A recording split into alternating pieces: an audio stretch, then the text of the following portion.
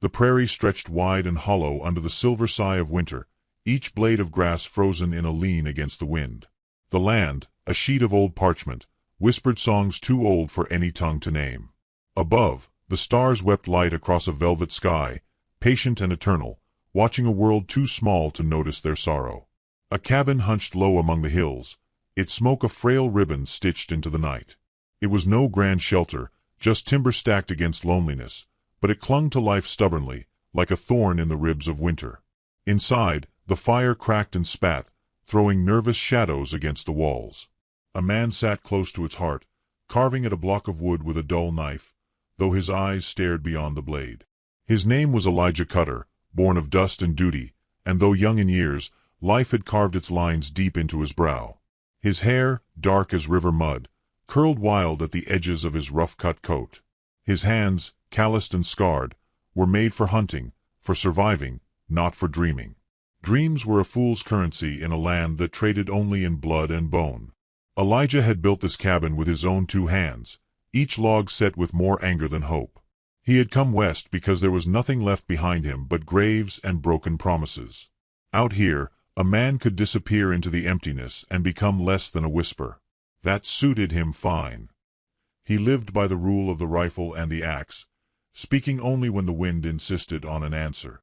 The settlers in the nearest town spoke of him in half-shrugs and wary glances, a hunter who had no use for God or company. That, too, suited him fine. But even the hardest men cannot silence the call of the wild when it comes hunting. That night, the wind carried more than the smell of pine and smoke. It carried a sound sharp enough to still a heartbeat, a cry so raw it seemed to tear a hole in the world itself. Elijah froze, knife slipping from his fingers onto the dirt floor. Another howl followed, long and low, and many voices joined it, wolves, starved and reckless under the blood-hungry moon. Elijah rose, grabbing his rifle with the smoothness of habit. He pulled his coat tighter around him, stepped out into the teeth of the cold. His breath rose in ghosts before him, and each step crunched against the brittle ground. He followed the sound, boots sinking into drifts of snow that reached his knees. The prairie was a sea of white now, the hills smoothed over like the back of a sleeping beast. Every shadow could be a snare. Every whisper of movement a promise of death. He found them at the lip of a dry creek bed, the wolves circling something half-buried in the snow. Their bodies slunk low, muscles rippling beneath mangy hides, teeth flashing pale in the moonlight. Without thought, Elijah raised his rifle and fired into the sky. The crack of it shattered the night, sent birds shrieking from bare trees. The wolves flinched, yellow eyes flickering, then scattered into the dark. The thing in the snow did not move. Elijah cursed low under his breath, heart hammering. He slid down the bank, boots sliding on the frozen earth, and knelt by the figure. It was a woman. Her hair, black as raven's wings, was tangled across her face. Her skin, where it showed through the torn remnants of a dress, was a soft brown kissed by the sun that winter had forgotten. Her lips were cracked, trembling. She bled from a gash at her side, the blood too bright against the white. Elijah hesitated. Everything he had been taught screamed in his bones. Navajo. Enemy. Other. But something louder than fear stirred in him, something deeper, like the old songs his mother once sang in the twilight hours before memory turned her face away. He tucked the rifle under one arm, lifted the woman as gently as he could. She weighed less than a sack of grain, her warmth sinking into him even through the layers of wool and leather. She made no sound as he carried her back through the blizzard, only a small breathless hitch when the wind cut cruel. It was the sound of a bird too cold to sing.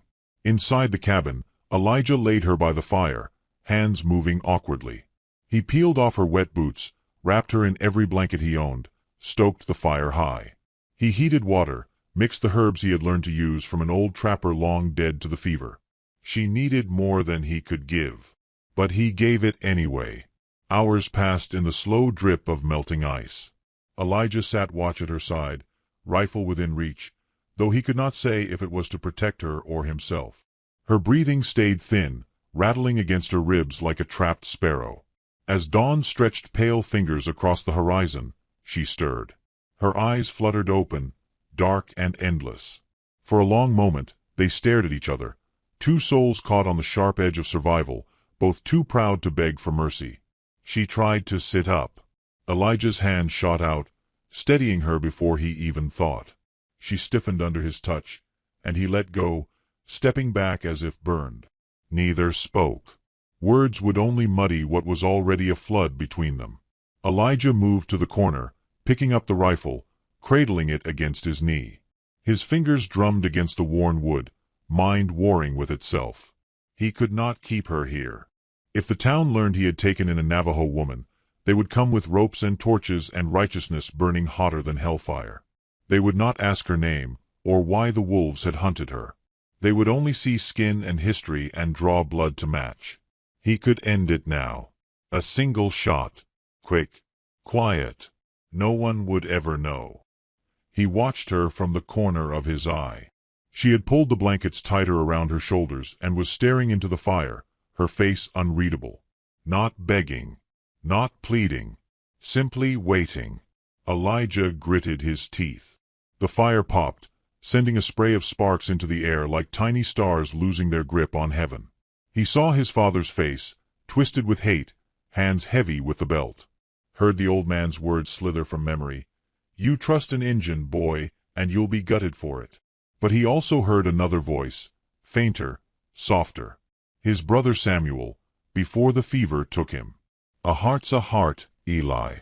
Don't matter what skin God wrapped it in. Elijah rose slowly, rifle hanging loose in his hand. The woman turned her head, just slightly.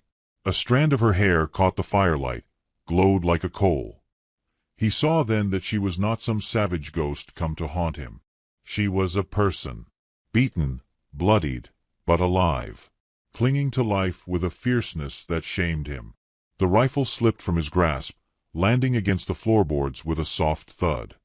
He exhaled, a breath he hadn't known he'd been holding. It shook loose something inside him, something old and cracked and aching to heal. Without a word, he crossed to the table, ladled out broth from the pot into a battered tin cup, and set it on the ground near her. She watched him with those fathomless eyes, then, slowly, reached for the cup. Her hands trembled as she lifted it, but she drank. Elijah sank back onto his stool by the fire, rubbing a hand over his face, feeling the stubble scrape against his palm. Outside, the storm began to ease, the world softening into a hush. Inside, something quieter and far more dangerous began to grow. Trust, thin and fragile as spring's first blade of grass. It would not be enough to save them from the world beyond the hills. But it was enough, for now, to save them from each other. And sometimes, that was all a beginning needed. Morning slid across the prairie in soft ribbons of gold, catching on the frost that still clung stubbornly to every blade of grass and crooked fence post. Inside the cabin, the fire had dulled to a low, steady glow, painting the wooden walls in muted amber. The storm had moved on, but it had left its mark, a silence deeper than snow. Elijah Cutter sat stiffly by the hearth, his legs drawn up, his rifle once more resting across his knees. His eyes, red-rimmed from a night without sleep, never left the small figure bundled in his blankets. She had not spoken, had not tried to flee. She simply existed there, in that small pocket of warmth he had carved from the cold. It unsettled him more than any threat might have. He shifted, boots scraping against the floorboards, and she stirred slightly, one hand moving to shield her face from the timid morning light. Her skin, though bruised and battered, held a stubborn beauty, not the delicate beauty of porcelain, but the kind forged by wind and stone and endless sun. Elijah swallowed against the dryness in his throat. His mind battled itself, the old voices warring with the man he was trying, fumblingly, to become. It would be easy, part of him whispered. Easy to end this. No questions. No dangers. But his hands would not obey. The woman sat up slowly, pulling the blanket tighter around her shoulders. Her movements were careful, measured. She regarded him, not with fear, but a quiet readiness, as though she had already faced the worst of what men could offer and found herself unbroken. Elijah set the rifle aside, the gesture as loud as a shouted truce. He stood, stretching the stiffness from his limbs, and moved to the stove. The stew he had cooked the night before had thickened into something more solid than liquid, but it was food, and food was something he could offer without stumbling over words. He ladled some into a battered tin plate and placed it on the floor midway between them, then stepped back. She watched him with those unreadable dark eyes, and for a moment he thought she might refuse, might throw it back at him as a statement of her pride. Instead, she inched forward, reaching for the plate with fingers that trembled more from weakness than fear. She ate in small, careful bites, never once looking away from him. Trust, if it existed at all, was still a far-off country. Elijah sat back down, his arms crossed loosely over his chest, studying the fire more than her. The heat prickled his skin but did little to thaw the cold knot coiled beneath his ribs. He needed to think. Keeping her here was a death sentence. The town would not forgive this kindness. They would see only betrayal, only the ancient grudges written into their bloodlines. And yet every fiber of him recoiled from the thought of turning her out, of leaving her to the wolves and the cold and the cruelty of men. His father's voice rose up from the grave, harsh and unyielding. You show mercy to the wrong sort, and you'll pay for it with your blood. But then came another memory, soft as worn leather, Samuel laughing, his hand steady as he mended a broken bird's wing, whispering, every life's a prayer, if you listen close enough. The woman finished the food, setting the plate gently back on the floor. She pressed her palms together lightly, in what might have been a thank you or simply a ritual he did not understand. Elijah cleared his throat, uncomfortable in the thickening silence. You got a name? He asked, voice rough from disuse. The woman blinked slowly, as if weighing the danger of answering. When she finally spoke, her voice was low and musical, each syllable carefully shaped. Atsa. The words settled between them, heavier than a stone, lighter than breath. He nodded once, slow and deliberate. It felt like accepting a burden he did not yet know how to carry. He wanted to ask what had happened, why she had been out there alone, bleeding and near death. But questions felt like stones thrown into a fragile glass pond, and he had already cracked enough in her world. Instead, he busied himself with tasks, gathering more firewood, boiling water to clean her wounds properly. He kept his hands busy, though his mind spun in useless circles. As he worked, he became aware of her watching him, not with suspicion, but with something gentler, curiosity, perhaps, or the beginnings of recognition. She did not fear him. Not yet. The realization filled him with a shame so raw he had to turn away, pretending interest in the arrangement of kindling near the hearth. Atsa drifted into uneasy sleep again, her body still weakened by injury and cold. Elijah moved lightly around the cabin, setting things in order. He could not remember the last time he had cared what the place looked like, but now every speck of dirt, every cracked mug seemed like a mark against him. He paused by the window, staring out at the endless white that rolled away from the cabin in all directions. The world out there was cruel and vast and indifferent. He had chosen it because it demanded nothing but survival, because it allowed him to be nothing more than a blade honed sharp by necessity. But now there was a life inside these walls that asked something more. He was not sure he could give it. Night crept in again, the sky deepening into indigo, the stars puncturing the dark like desperate prayers. The wind had died to a whisper, but its absence left the cabin feeling exposed, vulnerable. Elijah sat by the fire once more, his rifle leaning forgotten against the wall. He watched Atsa sleep, the rise and fall of her breath steadier now. He thought about the town, about the men who would ride out with guns and torches if they knew. He thought about the preacher, all stiff black coat and bellowed warnings, and about the widow who had once dared to love a man not approved by the council's cold decree. There was no safety in half-measures. There was no future in fear. He rubbed his hands together slowly, feeling the heat of the fire seep into his cracked skin. Tomorrow he would need to decide. For now, he allowed himself the smallest of mercies, the simple, impossible act of choosing kindness one more time.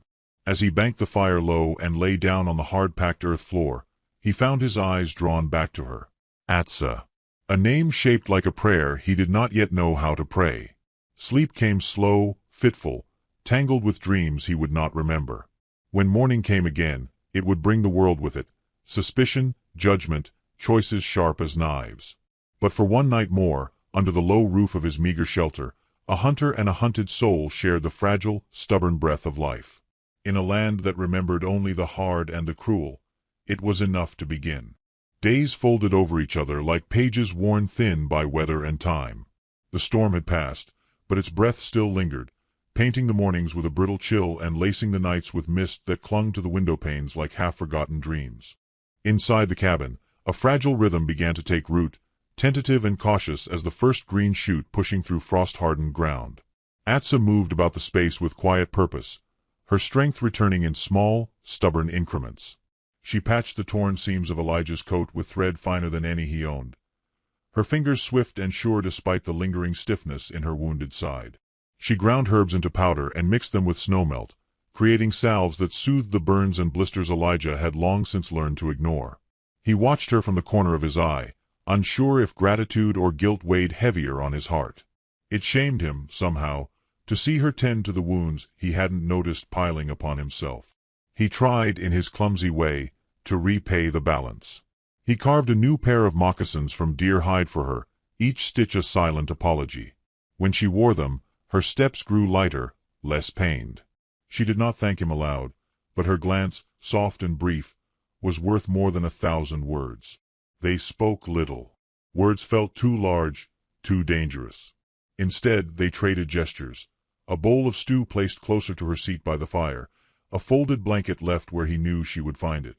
Trust was a language of its own, stitched slowly between them. Outside, the world remained hard and suspicious. Elijah traveled to town once a week for supplies, each visit bristling with tension he carried back with him like mud clinging to his boots. The settlers' eyes grew sharper, their greetings colder. Rumors, like seeds on the wind, needed no tending to take root. He told Atsa little of what was said beyond the ridge, but she knew. She read it in the lines carving deeper into his face, in the way his hand lingered near the rifle hanging by the door. Still, she stayed. Still, he built the fire higher each night to drive back the darkness. One evening, as dusk smeared the horizon in bruised violets and soft grays, Atsa sat by the window, weaving strips of leather into a shape Elijah could not name.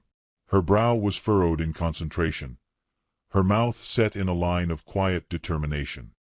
He found himself watching her more often now, not with suspicion, but with a strange, aching fascination.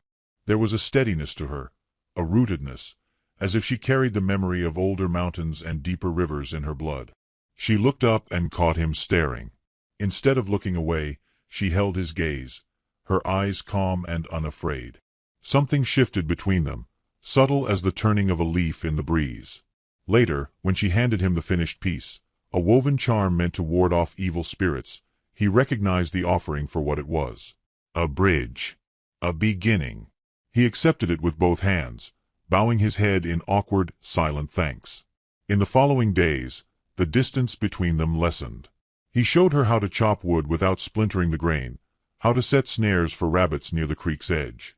She showed him how to brew tea from pine needles to stave off the sickness that traveled with the cold, how to mend a cracked kettle using river clay.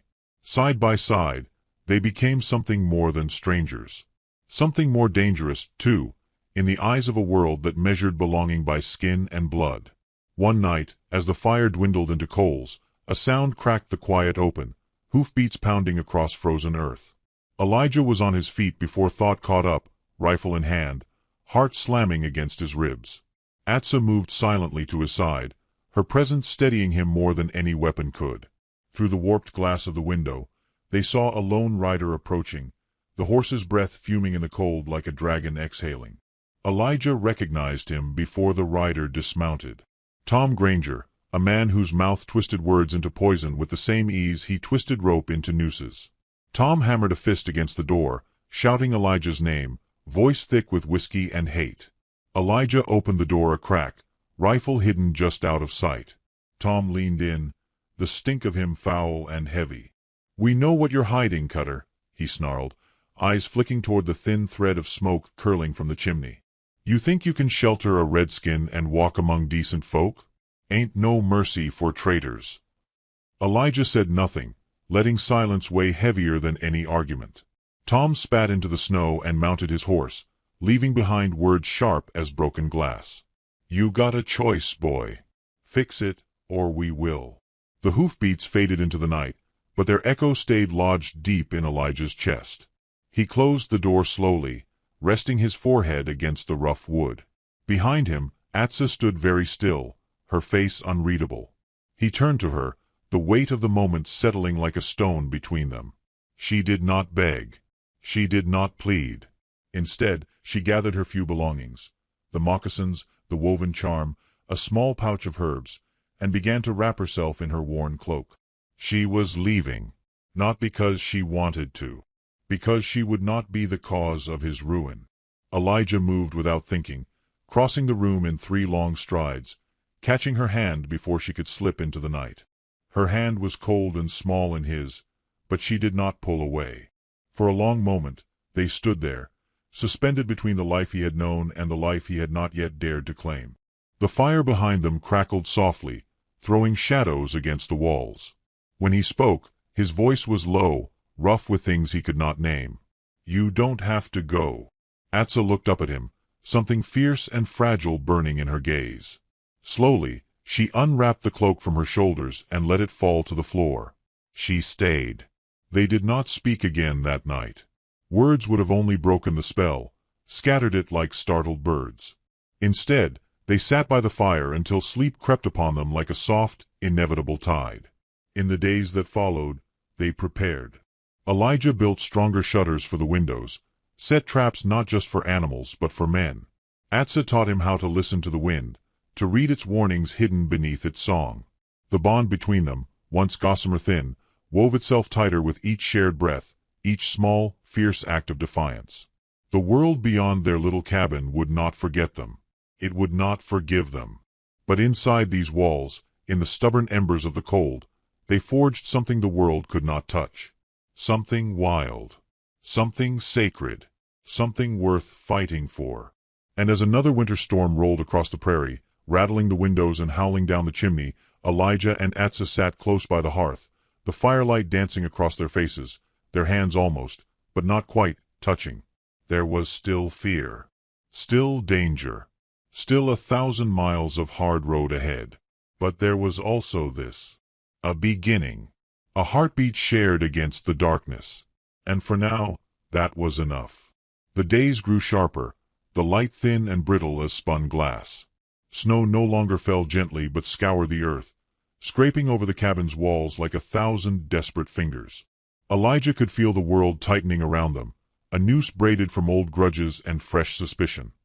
He rode into town less often now, and when he did, he kept his hat low and his answers lower.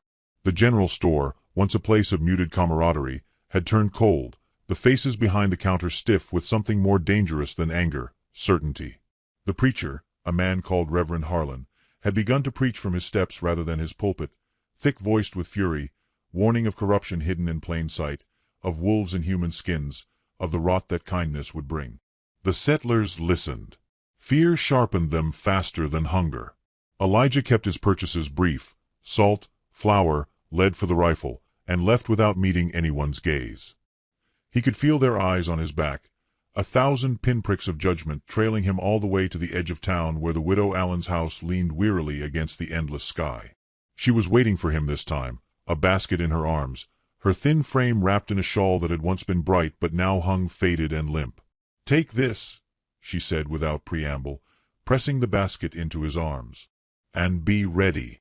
Inside, he found a loaf of bread, a slab of salted meat, a small wrapped bundle of herbs that smelled faintly of safety. Elijah nodded once, the only thanks he trusted himself to give without breaking apart. Widow Allen had once loved a man whose skin did not match hers, and though the town had buried him with hands that looked pious and hearts that burned with hate, she had never bowed her head to them again. Back at the cabin, Atsa met him at the door. Her eyes searched his face, reading the tension there as easily as the tracks left by a passing herd. "They know," he said simply, setting the basket down. She nodded, as if she had expected no other ending. They moved through the days with a new, quiet urgency. Elijah dug a second well closer to the house in case the main one was poisoned. Atsa taught him how to find water hidden beneath certain types of moss, how to gather the bitter roots that would stave off hunger when the stores ran dry. They laid traps not just for the wolves, who grew bolder with each passing night, but for men.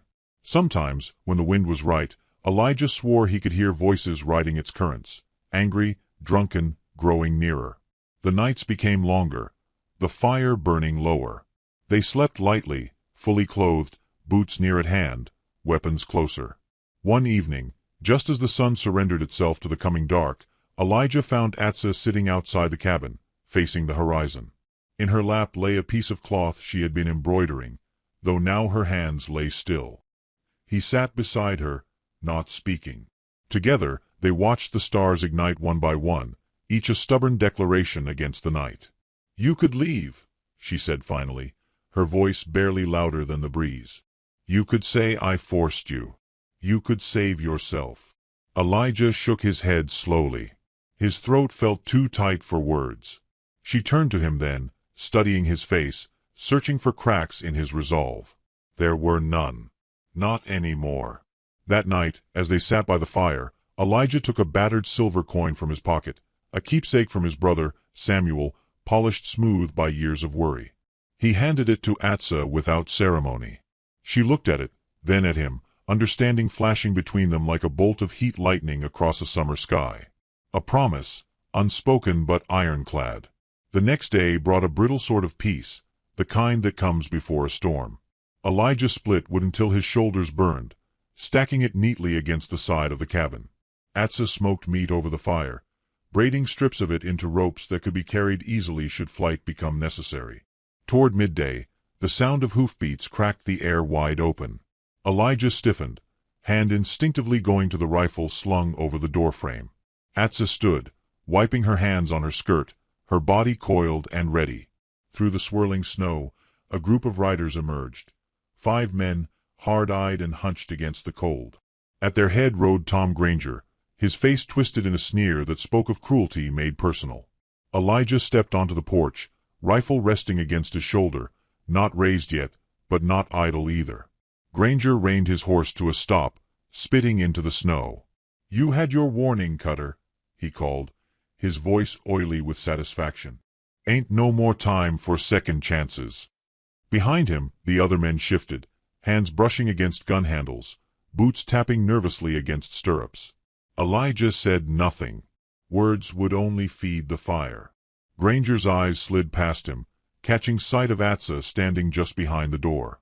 "Bring her out," he snarled. "We'll give her a fair trial." Elijah tightened his grip on the rifle. His heart pounded so loud he could barely hear over it, but his hands remained steady. "You come one step closer," he said, his voice low and deadly calm, "and it'll be the last step you take." The riders hesitated. Courage came easier in a mob, but even 5 men could feel the shadow of death when it stretched its fingers toward them. Granger barked a laugh, but it rang hollow in the cold. "You gonna fight all of us for some filthy squaw?" he jeered. Elijah didn't answer with words. He stepped off the porch. The message was clear. Behind him, Atsa moved. She lifted the rifle they had kept ready near the door, cradling it with the ease of long familiarity. Her stance was steady, her aim true. Granger's sneer faltered. For a long moment, the world held its breath. Then, with a string of curses, Granger yanked his horse around. One by one, the riders followed, though their glances backward promised this was not the end. Elijah watched them until they disappeared into the falling snow, until the only sounds left were the whisper of wind through bare branches and the slow, steady drumbeat of his own heart. Inside, he and Atsa stoked the fire higher, setting pots of water to boil, checking the traps and the door latches again. They said little, but their movements were synchronized now, 2 parts of a single, battered whole. Night fell thick and heavy. Somewhere in the distance, a wolf howled, and another answered, and another, until the whole prairie seemed alive with their mourning. Elijah sat near the fire, cleaning his rifle with slow, methodical care. Atsa sat across from him, weaving thin strips of cloth into a bandolier for extra ammunition. Every so often, their eyes would meet across the firelight, and something wordless would pass between them, acknowledgement, gratitude, determination. The storm outside howled its fury, but within these 4 walls, there was only a stubborn, defiant kind of peace. They were no longer waiting to be saved. They were no longer running from fear. They were standing together. By the second nightfall, it was clear the riders were gathering again. Lights flickered on the horizon, torch flames guttering against the dark. The town, it seemed, had decided that righteousness could be bought with blood. Elijah and Atsa prepared as best they could. Boiling water to pour from the windows. Spikes set beneath fresh snow at the foot of the porch. Ropes strung low between trees to unseat riders. Every defense born not of malice, but of necessity. As the first torches appeared at the tree line, Elijah stood at the window, watching them come. Atsa came to stand beside him, slipping her hand into his. Her fingers were small and strong, her grip steady. Whatever came, they would meet it together. The first shot split the night. Elijah answered it. The fight that followed was not clean. It was not noble.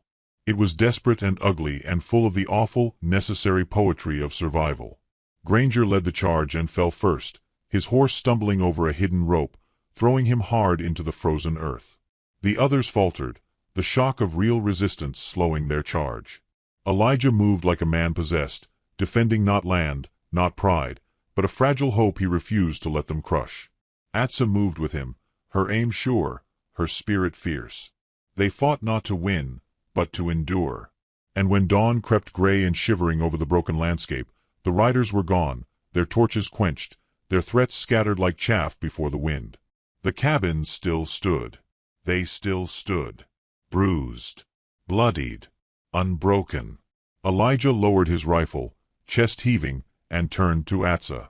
She met his gaze, and in her eyes he saw not the reflection of what they had fought off, but what they had fought for. A life carved not from hate or fear, but from the stubborn, miraculous belief that even in a world turned savage, kindness could still take root. The fire inside the cabin flared and snapped, chasing the chill back into the corners. Outside, the first pale hint of spring touched the edge of the sky. It was not over. It never would be. But as Atsa took his hand in hers and led him back toward the warmth and the waiting light, Elijah knew one unshakable thing. Together, they could weather anything the world dared throw their way. And tomorrow, when the sun rose fully over the battered hills, they would still be here. Still fighting. Still hoping. Still choosing love. The river ran fast with the melt of winter, a rush of cold and life that carved the earth with tireless hands. Its voice filled the morning, a low, ceaseless song that spoke of beginnings and endings, of journeys that would not be denied. Elijah Cutter knelt at its edge, scooping water into his hands, letting it run between his fingers like all the fears he could no longer carry. His reflection shivered in the ripples, a man hardened by survival, softened by something he dared now to call love. Behind him, Atsa moved through the trees, gathering roots and bark, her presence steady as the mountain that cradled the valley in its vast arms. The cabin, battered but unbroken, stood farther up the slope. Smoke curled from its chimney, a thin thread of defiance against the endless sky. It had been a week since the last attack. A week of cautious peace, of wounds tended and silences shared. But Elijah knew the world had not given up so easily. The night before, the widow Allen had come, wrapped in a cloak heavy with rain, her breath white against the darkness. "They're coming," she said simply. "More men. Hired guns. Strangers who don't care what reasons you have, only who pays their wage." Elijah had thanked her with a nod, his voice lost to the roaring in his ears.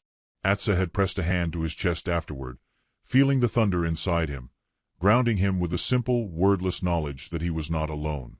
Now, as he rose from the riverbank, water dripping from his fingertips, he felt no panic, only a clear, fierce certainty. He would not run. Not this time. Not ever again. He found Atsa at the edge of the clearing, her arms full of gathered medicine. She smiled faintly when she saw him, the kind of smile that said she understood everything he could not say. They returned to the cabin together, moving easily through the landscape that had become an extension of themselves. Every tree, every hollow, every blade of grass held their memory now. As the sun slipped lower, staining the sky with blood and gold, they prepared. The traps were set again, deeper this time, hidden beneath fallen leaves and loose stones. The narrow path leading up from the river was lined with snares and sharpened stakes. The cabin itself had been reinforced, shutters bolted, doors braced, every gap sealed against the cold and the enemy alike. Inside, the fire burned bright, and the smell of roasting venison filled the air. They sat close but did not touch, their connection beyond the need for constant reassurances now. Trust had woven itself into the very marrow of their bones. Atsa unwrapped a small bundle she had been saving, revealing 2 slender bands of woven leather and beads. She held them out, one in each hand, offering a piece of herself without demand. Elijah took the band she offered him and tied it around his wrist, the beads cool against his skin. Then, with clumsy fingers, he tied the second around hers. No words needed. No promises but the ones they had already made in every breath they took side by side. The night stretched long and restless. The wind whispered through the trees, carrying scents Elijah did not trust: sweat, gun oil, horses. They came just before dawn. There was no warning, no shouted threats or demands for surrender. Only the thunder of hooves and the crack of rifle fire. Elijah was ready. He fired from the upper window, striking the first rider before the man even had a chance to raise his weapon. The horse reared, screaming, and the others hesitated, long enough for Atsa's traps to spring, ropes tightening around legs, stakes rising from hidden pits. The battle was chaos. Gunfire shattered the silence. Horses screamed and men cursed and fell. Smoke choked the air, mixing with the rising mist from the river. Elijah fought like the river itself, relentless, unyielding, carving a path through those who sought to tear his life apart. Atsa moved beside him, quick and sure, reloading, passing ammunition, pulling him back from danger when fury threatened to blind him. They fought not for vengeance, not even for survival. They fought for the life they had built with bare hands and stubborn hope, for every night spent laughing quietly by the fire, for every morning that had begun with the simple, miraculous truth of still being there together. As the sun clawed its way over the horizon, the tide began to turn. The attackers, once so confident, found themselves facing more than a lone man and a wounded woman. They faced a home defended not by walls or weapons, but by something far harder to break. By love. By belonging. One by one, the hired guns fell back, bloodied and beaten, their courage no match for the fierce, unbreakable stand Elijah and Atsa made. The last to flee was a man whose face Elijah did not know, but whose eyes spoke of a life spent taking whatever was weaker than him. Their gazes met across the churned-up snow and broken branches, and for a moment, Elijah saw a reflection of what he might have become if he had chosen fear over faith. He did not raise his rifle. He did not need to. The man turned and fled, disappearing into the trees. Silence settled, broken only by the labored breathing of the earth itself. Elijah lowered his rifle, his hands trembling now that the need for violence had passed. Atsa came to him, pressing her forehead against his chest, her arms wrapping around him with a fierceness that nearly buckled his knees. They stood that way for a long time, the fire behind them, the river before them, and the wide, aching sky overhead. Later, they buried the dead with rough prayers and rougher hands, marking each grave with stones so that even those who had come to destroy might not be forgotten entirely. It was not forgiveness. It was simply the recognition that every soul, no matter how lost, had once been a child, had once known hope. When the work was done, they returned to the river. The water ran higher now, fed by the blood and sorrow of the morning, but it still sang its endless song, indifferent and eternal. Atsa knelt by the edge, washing her hands, letting the river carry away the blood and grime. Elijah joined her, his heart a strange, aching thing inside his chest. He reached into his pocket and pulled out the battered silver coin Samuel had given him so many years before. He turned it over in his fingers, feeling the weight of all the roads that had led him here. Then, without ceremony, he tossed it into the river. The coin flashed once in the light, then disappeared into the depths. A letting go. A beginning. Atsa watched him, a small, knowing smile curving her mouth. They sat together on the riverbank, the sun warm against their backs, the wounds of the morning already beginning to knit themselves into the tapestry of their shared life. There would be more battles.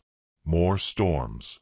The world would not change simply because two people dared to love in defiance of its cruelty. But within the walls of their cabin, on the banks of this river, in the shadow of this mountain, they had carved out a place that was theirs alone. A place where the past could not chain them. A place where the future, however uncertain, belonged to them and them alone. As the day faded into gold and lavender, they built a small fire by the water's edge. They cooked what little food they had, shared it without ceremony, and spoke in low voices about plans for the spring. Planting a garden, mending the roof, perhaps finding a way to trade with the distant Navajo settlements if peace could be brokered. Simple dreams. Radical dreams. Dreams made sacred by the blood and hope that had watered them. Night fell soft and velvet across the land. The stars woke slowly, blinking into existence one by one. Elijah lay back on the grass, his arm outstretched, his fingers brushing Atz's where she lay beside him. They watched the sky together, breathing in rhythm, two small figures stubborn against the infinite vastness. After a long, comfortable silence, Elijah spoke. I used to think this world only knew how to take. Atza turned her head toward him, her eyes reflecting the starlight. And now? She asked, voice barely more than a breath. He smiled, slow and sure. Now I know it can give back, he said, if you're brave enough to hold on. Atza laced her fingers through his, anchoring him to the earth, to the sky, to the wild, beautiful ache of living. The river sang on. The mountain watched. And somewhere in the wide, listening darkness, the world shifted, just a little, to make room for two souls who had chosen, against every odd, to believe in the stubborn, breathtaking miracle of love.